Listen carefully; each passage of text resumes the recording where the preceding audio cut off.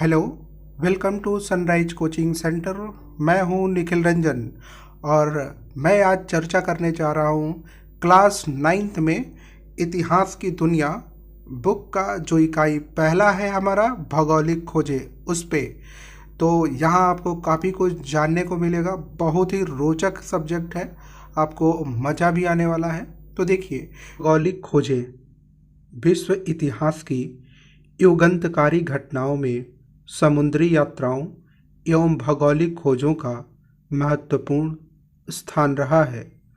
आधुनिक युग के आरंभ होने में जिन घटनाओं का निर्णायक योगदान रहा है उसमें यह खोजें भी शामिल हैं। इसकी पृष्ठभूमि उस वैज्ञानिक प्रगति और आर्थिक विकास, विशेष करके व्यापारिक परिवर्तनों के द्वारा रची गई, जो मध्य युग के अंतिम चरण से ही आरंभ थी।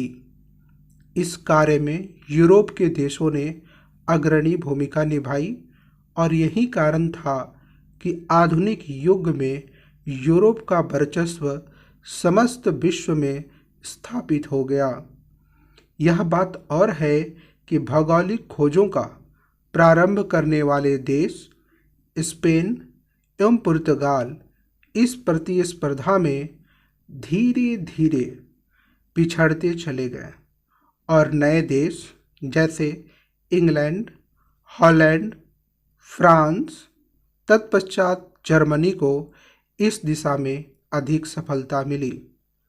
हम जानते हैं कि विश्व की प्रारंभिक सभ्यताओं के काल से ही व्यापार एवं वाणिज्य परस्पर संपर्क का कारण रहा है। यह व्यापार मुख्यतः एक निश्चित मार्ग के माध्यम से होता था। प्राचीन एवं मध्यकाल में भी यूरोप एवं एशिया के मध्य प्रायः इन्हीं मार्गों का प्रयोग किया जाता था, परंतु विश्व के कई ऐसे क्षेत्र थे जिनमें जनजीवन विद्यमान तो था, लेकिन शेष विश्व से उनका जुड़ाव नहीं था, जैसे अमेरिका, अफ्रीका, ऑस्ट्रेलिया तथा एशिया के अन्य हिस्से आदि।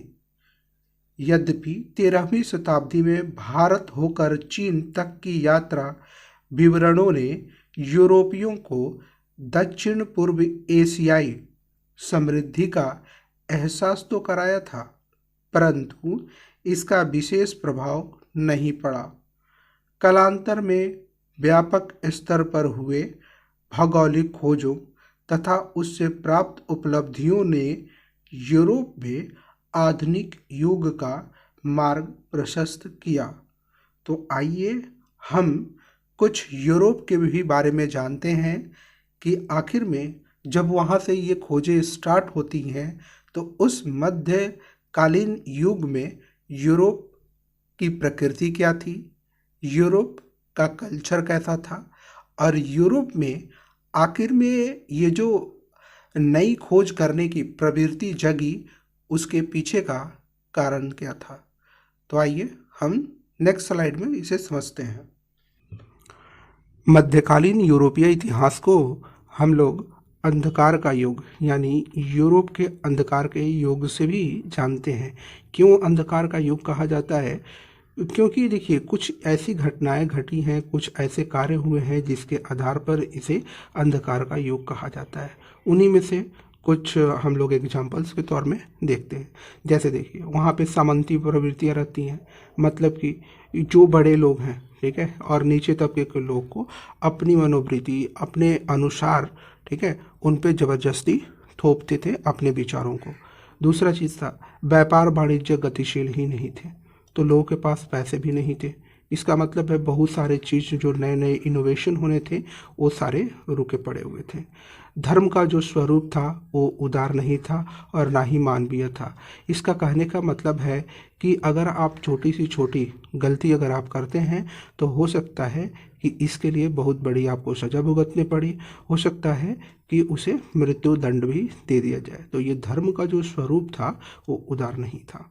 दूसरी चीज़, और पृथ्वी के, ये जैसे आप देख रहे हैं हमारी पृथ्वी, तो इस पृथ्वी के बारे में ज्ञान अत्यल्प था और अंधविश्वास अधिक था। जैसे देखते हैं, इनका मानना था कि पृथ्वी चपटी है एवं समुद्र में अगर अधिक दूरी तक ये जाते हैं, मानिए ये समुद्र है, यहाँ से निकल के अधिक दूरी तक जाते हैं तो यहाँ से गिर के, इसे किनारों से गिर करके अनंत में विलीन हो जाने का डर था कि हम यहाँ से गिर जाएंगे और अनंत में विलीन हो जाएंगे। तो ये जो सारी जो धारणाएं थी, ठीक है, ये अंधविश्वास कहीं कहीं था, ज्ञान की कमी कहीं कहीं थी। तो इन सबको मिला करके ये मध्यकालीन यूरोपीय इतिहास को अंधकार का युग भी कहा जाता था। देखिए देखिए उससे आगे भी बहुत सारी घटनाएं घटी। उसमें एक और बहुत ही फेमस है और है वो समुद्री यात्राएं, कि आखिर में इस समय हुआ क्या था। देखो हुआ क्या कि जो समुद्री यात्राएं थी वो कष्टपूर्ण थे। क्यों? क्योंकि शायद आप कभी समुद्र को देखने गए हों या फिर टीवी या फिल्म में देखे हों, तो एक तो ये बहुत बड़े हैं, इनके जल्दी और छोर नहीं मिलते हैं, जैसे नदी, नहर, नाले ये सब का मिल जाते हैं। तो दूसरा चीज़ कि समुद्र में बड़ी बड़ी लहरें वगैरह उठती हैं, है ना। और ऐसा नहीं है कि हम तुरंत उसे पार कर गए, तो ऐसा भी नहीं होता है, तो काफ़ी टाइम लगता है। तो ये असुरक्षित भी था। क्यों? क्योंकि उस समय तो बहुत सारे हमारे पास टेक्नोलॉजी नहीं थी। गति और सुरक्षा के लिए हवा पर निर्भर होते थे, कि मतलब अगर ये हवा चल रही है तो ये पाल है, देखिए ये लगे हुए पाल थे, ठीक है, तो इसको ये बहा कर दाब देती थी, तो इधर से ये नाव बहुत तेज़ी से निकलते थे, तो इस पे भी निर्भरता थी। दूसरा चीज़ कि उस समय का जो टाइम था, उस समय ना ही कंपास या कुतुबनुमा जैसे दिशा सूचक यंत्र का ज्ञान था। ये कंपास का ज्ञान नहीं था। ये कंपास क्या होता है? ये देखिए, ये है दिशा सूचक यंत्र। दिशा सूचक यंत्र कि आप किसी भी दिशा में जा रहे हैं उसकी ये सूचना देगा। तो ये जो है ना, ये जो आप नेडल देख रहे हैं, ये हरदम नॉर्थ की तरफ रहता है, उत्तर की तरफ, ठीक है। और ये है पूरब, ये है पश्चिम, ये है उत्तर और ये है दक्षिण। तो इससे भी तो बहुत सारा पता चल जाएगा कि आखिर में हम लोग हैं कहीं। क्यों? क्योंकि आज तो आप देख रहे हैं कि हम लोगों के पास कितने ज़्यादा कम्युनिकेशन के साधन हैं, ठीक है। आपके पास मोबाइल है, इंटरनेट है, गाड़ी है, बड़े बड़े जहाज हैं, प्लेन हैं, लोगों से कनेक्टिविटी के बहुत सारे साधन हैं। लेकिन उस समय ऐसा कुछ नहीं था, क्योंकि हमारे आविष्कार ये सब सारे बाद में हुए हैं। तो ये कंपास और कुतुबनुमाई दोनों एक ही चीज़ है।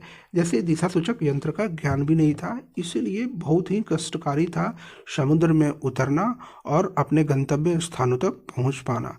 इसी में देखिए एक और भी घटना घटी 11वीं से 12वीं शताब्दी में। होती क्या है? जेरूशलेम। देखो जेरूशलेम है ना, इजराइल में है। हम लोग आगे मैप में देखेंगे। इसके अधिकार को लेके धर्म युद्ध हुआ। देखो धर्म युद्ध जो है वो दो लोगों के बीच में होता है, एक है ईसाई और दूसरा है मुस्लिम। ये दोनों में अपने वर्चस्व को स्थापित करने के लिए यहाँ पे धर्म युद्ध होता है। कहाँ? इजराइल। देखिए ये उत्तरी अमेरिका, दक्षिणी अमेरिका, ये जो पूरा का पूरा पार्ट है यहाँ से, तो ये यूरोप का पार्ट है ना। ये देखिए यहाँ इंग्लैंड है ये, और उसके बाद ये तो अफ्रीका हो गया, ये अरब कंट्री हो गए सारे। अब यहाँ पे है एकदम इजराइल, और ये एशिया हो गया, ये अपना प्यारा भारत हो गया, ये ऑस्ट्रेलिया हो गया। तो यहाँ पे है इजराइल, और इजराइल में ही है जेरूशलेम, एक जगह है। तो आइए इसको देखते हैं। देखिए है ना, देखिए ये गाजा स्ट्रिप यानी गाजा पट्टी, ठीक है। और देखिए ये गोलान हाइट्स, बहुत इंपॉर्टेंट जगह है, फीचर्स है, कभी हम लोग बात करेंगे, ठीक है। और ये देखिए एक है वेस्ट बैंक, ये भी जगह है। और इधर देखिएगा तो ये सीरिया मिलेगा आपको, यहाँ आपको जॉर्डन मिलेगा, और ये इजिप्ट मिलेगा, इजिप्ट यानी मिस्र, और ये सऊदी अरब मिलेगा, है ना। और इसी के बीच में ये आपका पूरा का पूरा इजराइल है। अब इजराइल में देखिए एक जगह है, ये वेस्ट बैंक के पास ये वाला जगह, यहाँ पे है जेरूशलेम, है ना। ये है पार्ट जेरूशलेम का। एक है ये देखिए, ये है डेड सी यानी मृत सागर, यानी नमक सबसे ज़्यादा जो प्रतिशत है वो यहाँ डेड सी में है, ठीक है। और देखिए ये है जॉर्डन, ये जॉर्डन की जगह है, और ये है वेस्ट बैंक, ठीक है। तो आप समझे कि कहाँ है जेरूशलेम, यहाँ है एकदम, है ना। और इधर है जॉर्डन, सीरिया, इजिप्ट, सऊदी अरब, और ये गाजा स्ट्रिप और ये सब एक है। और ये है गोलान हाइट्स, है ना। ऊपर में लेबनान मिलेगा आपको। इधर है आपका मेडिटेरियन सी, है ना। ये है आपका मेडिटेरियन सी यानी भूमध्य सागर, और ये है आपका इजराइल। तो यहाँ क्या होता है जेरूशलेम में? धर्म युद्ध के लिए। तो ये कहता है यूरोपीय सामंत, जो यूरोपीय सामंत थे, मध्य एशिया की नवीन शक्ति अरबों से पराजित हो गए, है ना। अरब देशों से क्या हो गए? ये पराजित हो गए। कहाँ? अरब देश की कहाँ है? एशिया में है। हम लोग देखे थे। यूरोपियों का भ्रम अब टूट गया है ना। यूरोपियों का अब भ्रम टूट गया है। तो आगे देखते हैं इस स्लाइड में, आपको काफ़ी यहाँ पे क्लियरिटी होगी अरब देश से। और देखिए, यूरोपियों का भ्रम टूटता है और मध्ययुगीन मानसिकता से अब ये बाहर निकलते हैं। इनकी जो सामंती प्रवृत्तियां हैं और अंधकार का जो युग इनका चल रहा था, अब इनसे ये बाहर निकलते हैं और बाहर निकल के यूरोप में पुनर्जागरण की पृष्ठभूमि तैयार हो जाती है। पुनर्जागरण कहने का मतलब है अब ये किसी नए रचनात्मक कार्यों में लग रहे हैं, जैसे कि पढ़ाई करना, कोई रिसर्च करना और आगे के लिए सोचना, और सामंती प्रवृत्तियाँ और जो भी हमारी मनोवृत्ति है हम उससे बाहर निकले और नई नई चीज़ें, नई टेक्नोलॉजी का खोज करें। तो ये पुनर्जागरण की पृष्ठभूमि यहाँ पे तैयार हो गई। जब ये इजराइल में धर्म युद्ध होता है और उससे ये अरब देशों से हारते हैं, तो इनका जो भ्रम टूट जाता है। देखिए यहाँ पे थोड़ा कुछ जान लेना है। और यह है मध्य युग में हुआ क्या था? अरबों और तुर्कों ने विशाल अंतर्राष्ट्रीय साम्राज्यों का निर्माण किया। देखिए ये जो जगह है ये तुर्की है, टर्की इसको बोलते हैं, तुर्की भी बोलते हैं। तो ये टर्की है, ये पूरा का पूरा अरब कंट्री है। ये देखिए ये जितने भी हैं ये एरिया में, ये यहाँ पे सारे के सारे में लगभग तिल तो मिलते ही मिलते हैं ये सब। तो ये लोग मिल करके क्या करते हैं? अरब और तुर्की ने मिल करके एक विशाल साम्राज्य का निर्माण भी किया है। अब जब ये विशाल साम्राज्य का निर्माण कर देते हैं तो देखिए ये क्या काम करते हैं। ठीक है, पहले क्या होता था ना, ऐसा नहीं था, पहले भी व्यापार होता था, लेकिन व्यापार जो होता था वो डायरेक्टली लैंड के माध्यम से होता था, यानी भूमि के माध्यम से, ये समुद्र के माध्यम से बहुत ही कम होता था, क्योंकि असुरक्षा का बहुत ज़्यादा प्रेशर था। अब देखिए हुआ क्या, यहाँ पे देखिए, अब ये जो तुर्क हैं और अरब कंट्री हैं, ये पूरा अपना एक साम्राज्य बना लिए थे, आप देख रहे हैं। तो पहले क्या होता था ना कि देखिए इस रास्ते से होकर के ऐसे ऐसे आते थे और व्यापार होता था, चाहे भारत में हो, चाहे इधर हो, इधर हो, इधर हो। तो ये व्यापार होता था ऐसे इस रास्ते से आकर के। अब हुआ क्या, जब ये साम्राज्य स्थापित कर लिए हैं तुर्की और अरब कंट्री मिल करके, तो यहाँ पे एक छोटा सा जगह है, ठीक है, आप इसको थोड़ा सा रुकिए। ये जो एक छोटा सा आप जगह है देख रहे हैं इधर, तो ये सागर है, ठीक है, ये काला सागर है और ये है भूमध्य सागर। तो यहाँ ये काला सागर हो गया, ये भूमध्य सागर। तो इसके बीच में ये जो कड़ी है, ये जोड़ने वाली, ये जगह है आपका इस्तांबुल। आज के टाइम में इसे इस्तांबुल बोला जाता है, पहले इसे कुस्तुनतुनिया बोला जाता है, कुस्तुनतुनिया। तो कहता है 15वीं, और इधर से ही होकर के व्यापार बहुत इजली होता था, ठीक है, बहुत इजली। तो 15वीं शताब्दी के 5 दशक तक यूरोप और एशिया के मध्य व्यापार जो होता था, यूरोप और एशिया के मध्य, यानी ये यूरोप है, यहाँ से जो व्यापार होता था इधर पूरे एशिया में, वो व्यापार कुस्तुनतुनिया के मार्ग से होता था, है ना, कुस्तुनतुनिया, इस्तांबुल, यहाँ से होता था।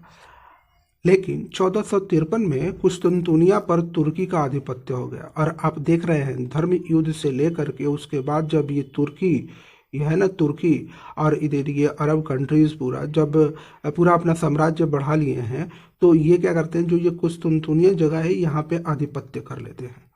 आधिपत्य हो गया, अब यूरोपियों को व्यापार करना मुश्किल हो गया। अब समझे यूरोपिया कि अब हम लोग व्यापार करें तो करें कैसे। तो ये सारी जो इतनी घटनाएं थी, इनको कुछ करने के लिए प्रेरित किया और इन्होंने व्यापार हेतु नए नए आविष्कार शुरू किए। क्यों? एक तो मध्यकालीन मानसिकता से ये बाहर निकले थे, दूसरी इनकी भ्रम टूट गया था समानती वाला, तीसरा चीज़ कि इनको व्यापार करने में प्रॉब्लम हो रही थी, व्यापार हो नहीं पा रहा था। तो इसलिए इन्होंने नए नए आविष्कार शुरू किए। समुद्री यात्रा और नौसेना का इन्होंने विकास किया, क्योंकि मार्ग से अब तो जाना मुश्किल हो गया था। उसके बाद हुआ क्या, इन्होंने यूरोपियों ने कंपास का ज्ञान अरबों से सीखा है। किसका ज्ञान? कंपास का ज्ञान अरबों से सीखा है। देखे थे ना हम लोग, अरब क्या, अरब देश। कंपास क्या है? दिशा सूचक यंत्र। इसका ज्ञान इन्होंने वहाँ से सीखा। तीसरा चीज़ देखिए, तटीय इलाकों में नाव निर्माण स्टार्ट हो गए हैं। तटीय इलाके कौन होता है? मान के चलिए ये हमारा भारत, एक मिनट, मान के चलिए ये अपना प्यारा भारत है। तो देखिए ये जो इलाके है ना, यहाँ तो समुद्र है पूरा का पूरा, इधर भी समुद्र है।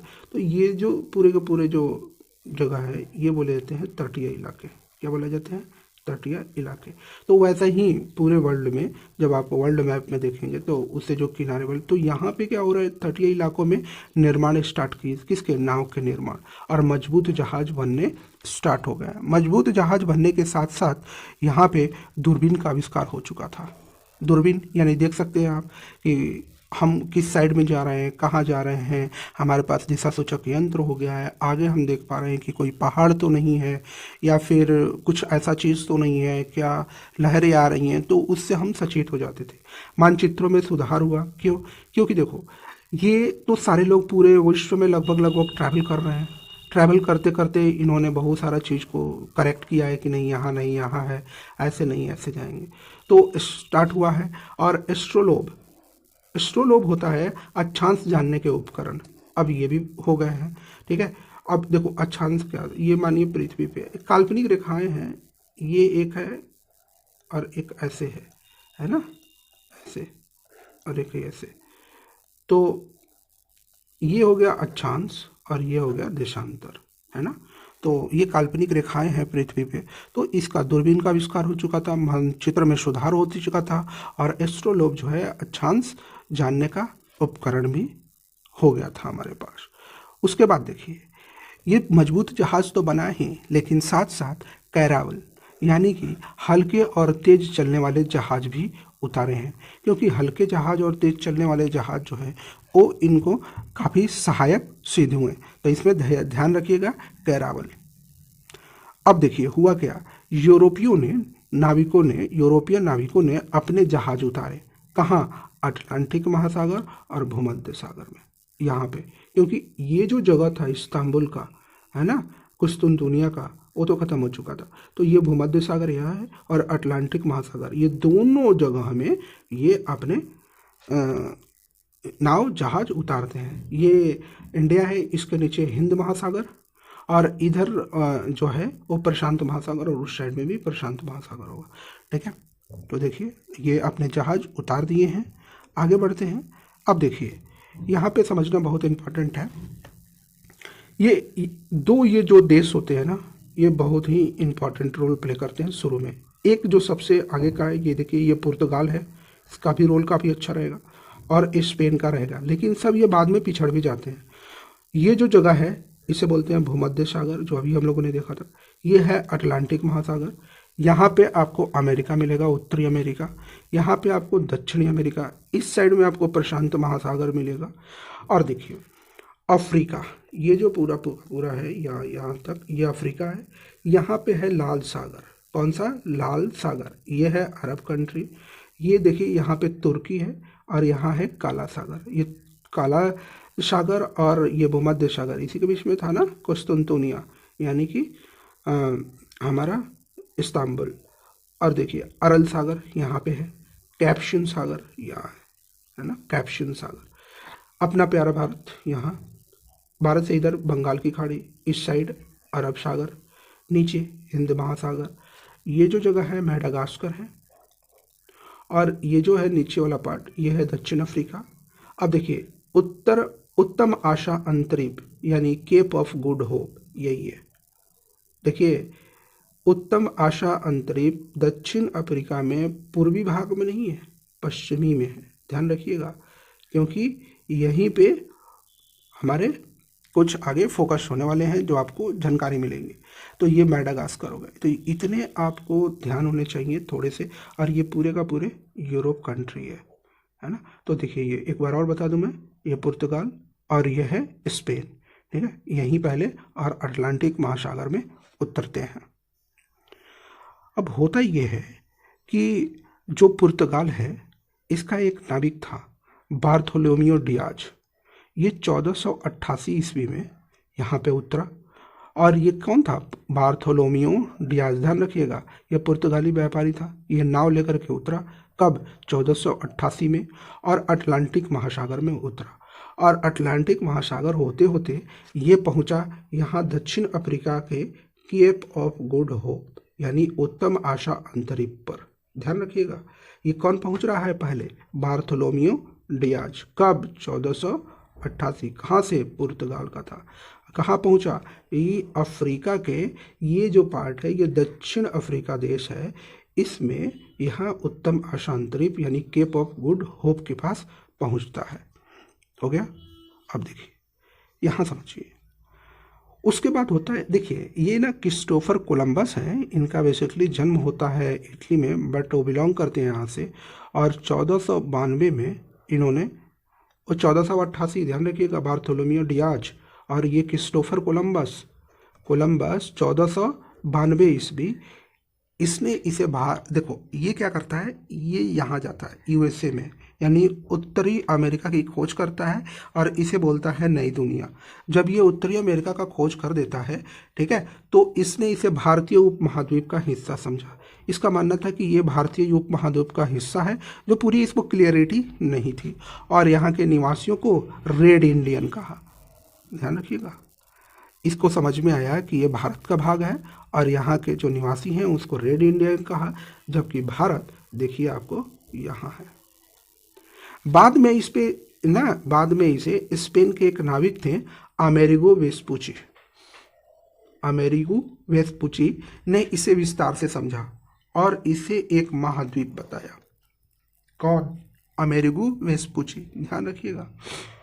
और इसी के नाम पे अमेरिका नाम पड़ा, अमेरिगो वेस्पुची के नाम पे ही किसका पड़ा?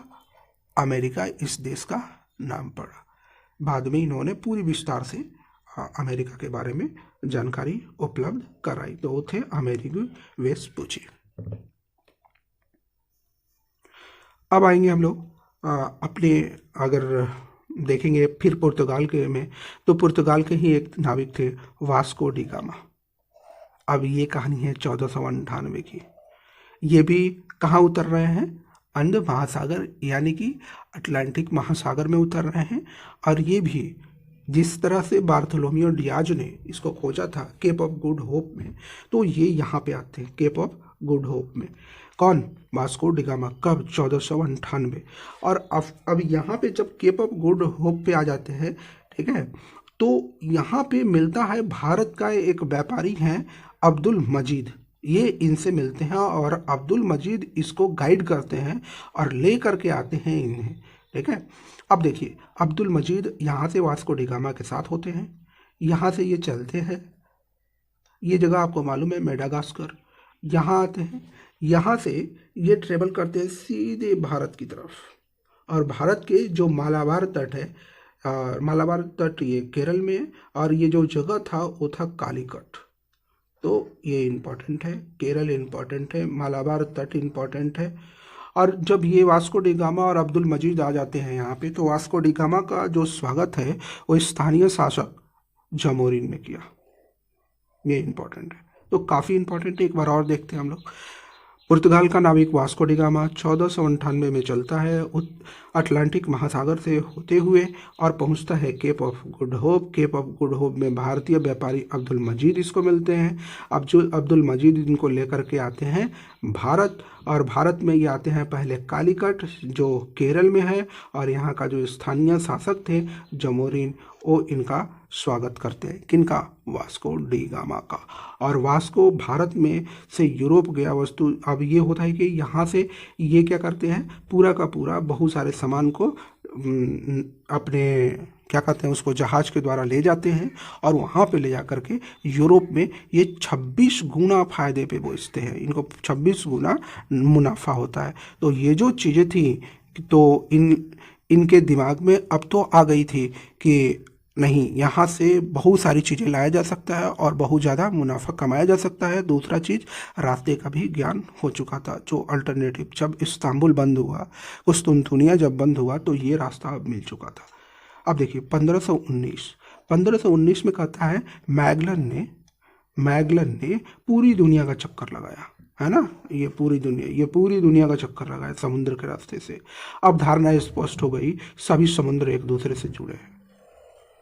क्या है ये, अब धारणाएं जो है वो स्पष्ट हो गई है कि जो सभी समुद्र हैं वो एक दूसरे से जुड़े हुए हैं। कौन?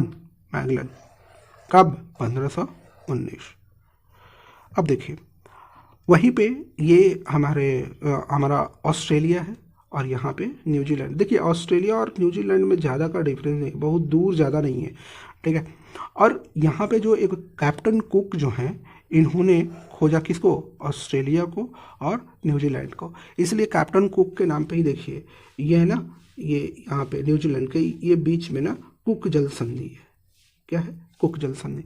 और आपको मालूम है ऑस्ट्रेलिया का एक बहुत ही बेहतरीन फीचर है, ग्रेट बैरियर रीफ, है ना, प्रवाल भित्ति का है पूरा का पूरा, ग्रेट बैरियर रीफ। तो कभी कभी एग्जाम में पूछता है। तो कैप्टन कुक का आपको ध्यान हो गया, कैप्टन कुक किसका? ऑस्ट्रेलिया और न्यूजीलैंड का खोज कर देते हैं। अब देखिए एक यहाँ ये देखिए, ये है उत्तरी अमेरिका, और उत्तरी अमेरिका, ये उत्तरी अमेरिका हो गया जिसे यूएसए बोलते हैं, और ये जो भाग है ये कनाडा का है। तो कनाडा में एक जगह है, ये देखिए न्यू फाउंडलैंड, ठीक है, न्यू फाउंडलैंड। इसका जो खोज है सर जॉन सेबास्टिन ने किया था। सर जॉन सेबास्टिन ने किसका खोज किया था? न्यू फाउंडलैंड, ठीक है, न्यू फाउंडलैंड का खोज कौन किया था? Sir John Sebastian. तो ये भी ध्यान हो गया आपको कि न्यू फाउंडलैंड कहाँ पे है। अब देखिए होता क्या है, यूरोपीय देशों के शासकों की जो भूमिका रही है वो भी बहुत इंपॉर्टेंट है। उसमें जो पुर्तगाल के जो थे उसमें है हेनरी द नेविगेटर। इनकी भूमिका काफ़ी ज़्यादा रहती हैं देशों को खोजने में और सहायता में, जो लोग भी इसके लिए कार्य कर रहे थे। स्पेन की जो महारानी थी इसाबेला, इनका भी काफ़ी योगदान रहता है। और 16वीं शताब्दी के पूर्वार्ध तक लगभग समस्त दुनिया की जानकारी यूरोप को हो चुकी थी। लगभग समस्त दुनिया की जानकारी यूरोप को हो चुकी थी, क्योंकि इन्होंने अलग अलग मार्गों से सबका खोज कर चुका था। अब देखिए बहुत ही इम्पॉर्टेंट चीज़, खोज के परिणाम। इस खोज के परिणाम में हम लोग देखते हैं व्यापार वाणिज्य में क्रांतिकारी परिवर्तन हो जाते हैं। इसमें क्या है? आर्थिक शोषण। एक मिनट,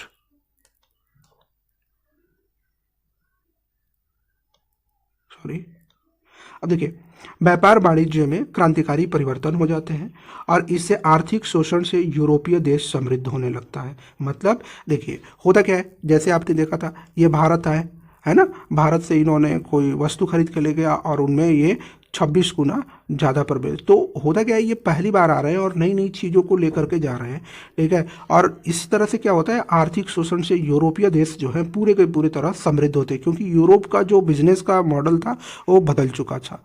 मुद्रा व्यवस्था का विकास हो चुका था, जैसे मुद्रा व्यवस्था में हुंडी, ऋण पत्र और व्यापारिक साख का विकास हो चुका था, है ना। मुद्रा व्यवस्था का विकास हो गया था, क्योंकि व्यापार है तो उसको बेहतर, और ऐसा नहीं था कि मुद्रा व्यवस्था ये बहुत नई चीज़ है और इनकी ये बहुत पुरानी है, हमारे अतीत से चले आ रहे हैं।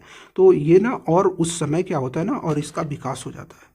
अब वैश्विक रूप लेने लगा है। होता क्या है कि अब जब मुद्रा वगैरह का विकास हो गया है तो, और जगहों की खोज हो गई है, व्यापार वाणिज्य बढ़ गए हैं, तो अब इसका जो है ना वैश्विक रूप ले लेगा। ग्लोबलाइजेशन मतलब कि पूरे जगहों में, पूरे विश्व में फैलने लगा है। पहले भूमध्य सागर और बाल्टिक सागर तक था, अब अटलांटिक, हिंद तथा प्रशांत महासागर, हर एक जगह अब ये क्या करने लगा है? फैलने लगा है, ठीक है। अब जब ये फैलने लगा है ना, तो देखिए भाव बढ़ा, है ना, जब ये फैलने लगा है तो भाव बढ़ा, जैसे स्पेन, पुर्तगाल, इंग्लैंड, फ्रांस का और अमेरिका से आयातित सोना, और अमेरिका से देखे थे हम लोग, अमेरिका और अमेरिका से आयातित जो सोना था या चांदी से अर्थव्यवस्था के रूप ही बदल दिया। वहाँ क्या था, बड़े बड़े खान थे, वहाँ से सोना और चांदी का आयात किया गया, जो क्या हुआ, पूरा का पूरा स्वरूप ही बदल दिया। सामंती वर्ग खत्म हो गए, अब व्यापारी वर्ग का उदय हो चला था। तो ये था प्रभाव हमारा वाणिज्य व्यापार पे। और देखते हैं उसका औपनिवेशिक साम्राज्य का क्या है। औपनिवेशिक साम्राज्य का विकास होने लगा है, ठीक है, यानी संगठित व्यापारिक कंपनियों ने व्यापार संचालन आरंभ कर दिया है। विशेषकर विशेषाधिकार तथा अन्य सुविधाएं प्राप्त करने के लिए प्रयत्नशील हो गए हैं, और इसमें से कुछ कंपनी व्यापारियों के तो कुछ राज्यों के द्वारा स्टार्ट किया गया था, है ना। औपनिवेशिक साम्राज्य का विकास में संगठित व्यापारिक कंपनियां, है ना, व्यापार संचालन करने लगी हैं, उनमें प्रयत्नशील हो गए कि आगे बढ़ने का होड़ लग गया है। इनमें से कुछ कंपनी व्यापारियों के थे तो कुछ कंपनी राज्यों का आने का मतलब है उस देश का अपना मतलब सरकारी था, जैसे अमेरिका, अफ्रीका, ऑस्ट्रेलिया etc पर उपनिवेश बस्तियां बसाई जाने लगी। अमेरिका में बसाई जाने लगी, बाद में तो अमेरिका को भी गुलाम बनाया, अफ्रीका को बनाया, ऑस्ट्रेलिया को बनाया, भारत को भी बनाया, है ना। उपनिवेश और बस्तियां बसाई जाने लगी।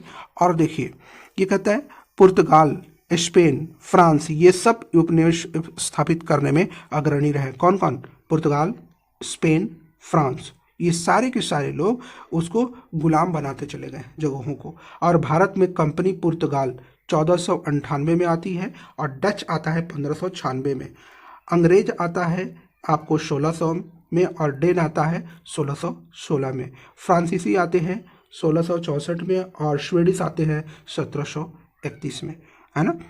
हमारे यहाँ तो सबसे पहले कौन आया हमारे यहाँ, तो पुर्तगाल, है ना। उसके बाद कौन आया, डच, उसके बाद अंग्रेज, है ना, उसके बाद डेन, उसके बाद फ्रांसीसी, उसके बाद स्वीडिश, है ना, PDEDFS, है ना। तो ये आता है PDF और DFS।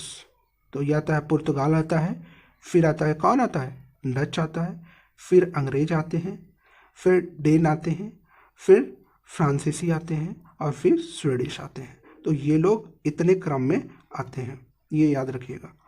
दूसरा चीज उपनिवेश भी बनाया। उसके बाद देखते हैं हम लोग थर्ड में, तो वाणिज्यवाद का विकास हो गया।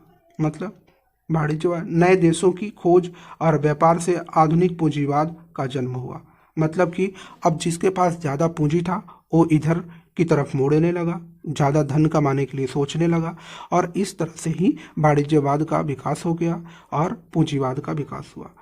बुलियन की महत्ता बढ़ गई। बुलियन देखो, बुलियन क्या है, मुद्रा है। बुलियन की मात्रा बढ़ गई है, जैसे सोना, इसकी मात्रा बढ़ गई है। अंतर्राष्ट्रीय स्तर पर सोना और चांदी की लूट मच गई है। एक तो थे बहुमूल्य धातु, कोई भी चीज़ खरीदने के लिए एक मानक हो गया सोना, और भंडारण भी शुरू हो गए। मतलब जिसके पास जितना सोने का भंडार होगा वो उतना ज़्यादा समृद्धशाली हो गया। और इसमें था स्पेन अग्रणी था भंडारण करने में, है ना। अब देखिए ईसाई धर्म एवं पश्चिमी सभ्यता का प्रसार अब स्टार्ट हो गया। अब ये ईसाई धर्म की प्रचार भी पूरा करने लगे हैं, और धर्म युद्ध के बाद फिर से ईसाई धर्म प्रचार शुरू हो गया। धर्म युद्ध मालूम है आपको, इजराइल में जो होता है ना। तो वहाँ पे जब इजराइल में धर्म युद्ध होता है तो वहाँ से जो धर्म का प्रचार फिर उसके बाद से शुरू हो गया। धन का लालच देकर जबरन धर्मांतरण, यानी कि अगर मुस्लिम हैं, हिंदू हैं या कोई है तो उसको अलग अलग धर्मों में धर्मांतरण शुरू हो गया था। जैसे इसमें था ईसाई में धर्मांतरण शुरू हो गया था, यानी गरीब लोगों को पैसा वगैरह दे करके जबरन उनका धर्म चेंज करवा देना, ताकि अपनी संस्कृति और अपने सारी चीज़ों को आगे बढ़ाया जा सके। अब धर्म को भी तर्क की कसौटी पे कसा जाने लगा, है ना। धर्म को अब तर्क की कसौटी पे कसा जाने लगा है, और इससे धर्म सुधार आंदोलन की पृष्ठभूमि का निर्माण हो गया। क्यों? क्योंकि अब इतनी ज़्यादा बुराइयां स्टार्ट हो गई हैं ना धर्म के अंदर में, तो इसलिए इसकी ज़रूरत ही पड़ी कहाँ, धर्म सुधार आंदोलन के लिए। तो ये धर्म सुधार आंदोलन होते हैं और उसकी रहता है। दूसरा चीज़ देखिए यहाँ पे एक और दास व्यापार का विकास हो गया। मतलब कि क्या होता था कि देखो सबसे ज़्यादा इसमें अमेरिका, अफ्रीका और ऑस्ट्रेलिया, ये क्या ना, मानव श्रम की महत्ता बढ़ गई है। मानव की महत्ता, उसको लेबरिंग करने के लिए, लेबर में उसकी महत्ता बढ़ चुकी है। लेकिन किसको लिया जाए, आखिर में कौन से ऐसे लोग थे? देखिए, अमेरिका, अफ्रीका तथा ऑस्ट्रेलिया के मूल निवासियों को पकड़कर यूरोप के बाजारों में बेचा जाने लगा। अब बताओ, ये लोग क्या करने लगे? अब दास व्यापार स्टार्ट कर दिए। जंगल काटने, अब इनको काम कौन कौन से देते थे? देखिए, जंगल काटने, खेती, सड़क बनाने, ठीक है, और जहाज़ों में ईंधन झोंकने, और कठिन कार्य, जितने भी कठिन वगैरह कार्य होते थे वो इनको देने लगे हैं हम, दासों को। और अमानवीय, बर्बर और अत्याचार, शोषण, ये काफ़ी होता था यहाँ पे, ठीक है।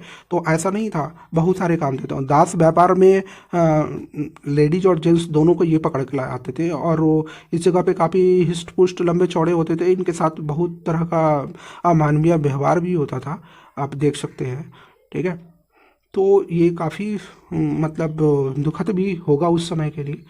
अब देखिए, आज, चूँकि आज तो ये सारी चीज़, दास व्यापार और ये सब सारे चीज़ ख़त्म हो चुके हैं, ठीक है। ये कानून बना के कहीं से ख़त्म किया जा चुका है। अब देखिए, भ्रांतियों का अंत और भौगोलिक ज्ञान में वृद्धि होने लगी है ना? क्या होने लगी है? भ्रांतियों का अंत होने लगा है और भौगोलिक ज्ञान में वृद्धि होने लगी। जैसे पहले क्या था कि पृथ्वी चपटी है, ज़्यादा दूर तक गए तो गिर करके विलीन हो जाएंगे। तो ये भ्रांतियाँ जो थी, ये सब खारी खत्म होने लगी हैं, क्योंकि नए नए आविष्कार होने चले हैं।